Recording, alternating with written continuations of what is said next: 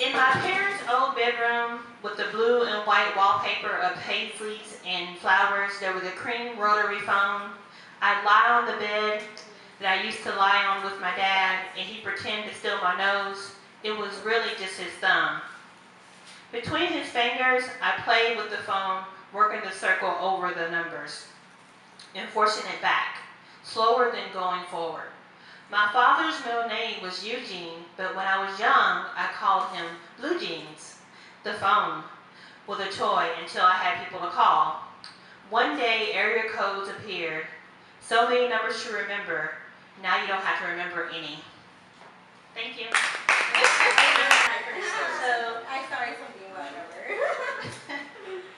So I talk a lot about being an African American woman living in a Latino neighborhood. So what's the difference between a Latino neighborhood and a black neighborhood? Turn up! Nothing, you racist bastard. Oh. Anyway, try to be funny. I'm trying. And then I heard your mama joke. I think the silliest your mama joke I ever heard was, your mama is so dumb that she bought a box of Cheerios and thought they were donut seeds. And why did the blonde keep looking at her license? Why? She wondered why she got an F in sex. Done with the jokes. Delayed reaction there. So today I went to get some grooming done. I decided to check out the place on Ashland. It had the $6 yellow sign. And so I was like, they did a pretty good job with my haircut, $6. And so then I was like, well, I'm going to get my eyebrows done too. And while I'm getting my eyebrows done, she's like, she doesn't say anything. She just does this start popping in my lip. And I was like, are you saying I need to get my upper lip waxed? And she's like, yes. I'm like, okay. And she's like, $6 more, $6 more. I'm like, okay. And so she waxed my upper lip, and I cannot believe I'm getting recorded saying this. So then after she gets done, she starts like plucking like below my lip, and I'm like, am I like some kind of a hairy beast or something? But so I got that done today. But it always feels really good to get grooming done. Don't you guys agree? Like to go take care of yourself and get cleaned up or whatever. Let me see what else has been going on in my life. So Chris, Deborah, the host, and I, we're going to be roommates starting July the 1st.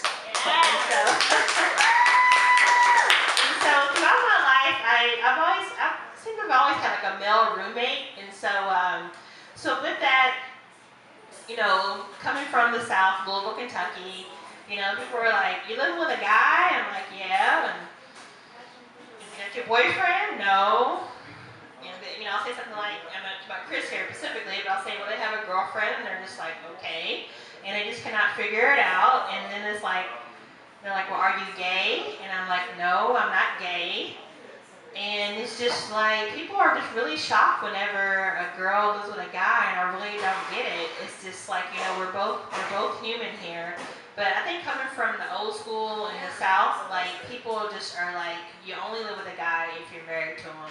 And so the fact that, like, you're roommates with someone that you're not married to can just be very, very odd. But I guess I want to share one roommate story. I used to live on Marshall Boulevard, and I used to live with 3 guys, and we had a lot of fun. Not in that way, but we had a lot of fun. They were 2 of the guys were DJs, and another guy was like this urban gardener. And some of you guys may know him. His name is Seneca. He's like all over the place, riding his bike all over Chicago. And so we just had so much fun having people over and things like that. And of course, at one point, the apartment below them became available, so I lived below them. So it was like we kind of had like 2 apartments, and we would go to each other's homes and stuff like that. So it was like one big happy family. Friends, yeah. Definitely friends. But it was like an ethnic version of friends, though, because one friend was Filipino. Another 2 guys are African American, and myself, but we just had so much fun as like one big happy family. And so it was interesting because one of the guys was like really reserved, really quiet to himself. One of the guys was working on his doctorate, but Seneca was a totally different animal. He just was like just everywhere. So one day, and I can't believe I'm getting this recorded, but one day I was taking a shit. And you gotta do that, right? You want to keep your body cleansed. So Needs to be taken I care of. had, for some reason, I kept the bathroom window open. Whatever, right? Need to air out or whatever. And out of nowhere pops Seneca, and we have a full conversation while I am shitting. No shit. And it was like no big deal to him, but it was like something out of a sitcom or something because he kept on just talking to me while I was going. So that's just how Seneca rolls. But since then, it's been kind of sad because like all the guys have got girlfriends now, and I'm doing my own thing, and so it's kind of like sad that I like have those old memories or whatever and stuff. But let me think what else is going on. I'm trying to get used to being on the stage more because this is kind of what I want to do, even though I'm sucking at it right now. But I am going to be a well-known poet, you know, and I really wish,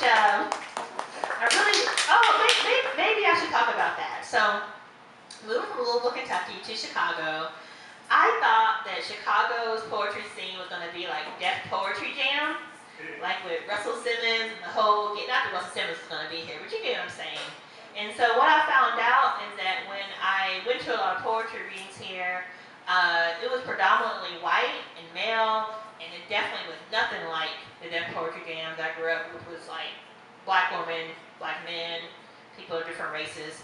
And so the good thing is that Chicago is providing a lot of spaces for people of color and women to express themselves.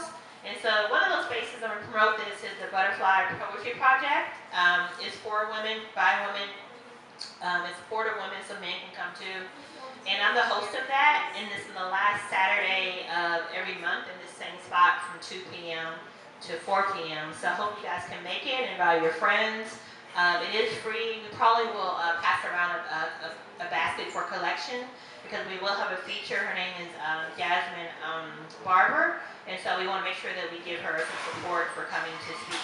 You know, so that's one thing about pursuing your artistic dreams is that it's like no pay for a long time, for a really long time, until hopefully you get that big break. But in good news though, I met a publisher this past Saturday, and guess what? They want to publish my book.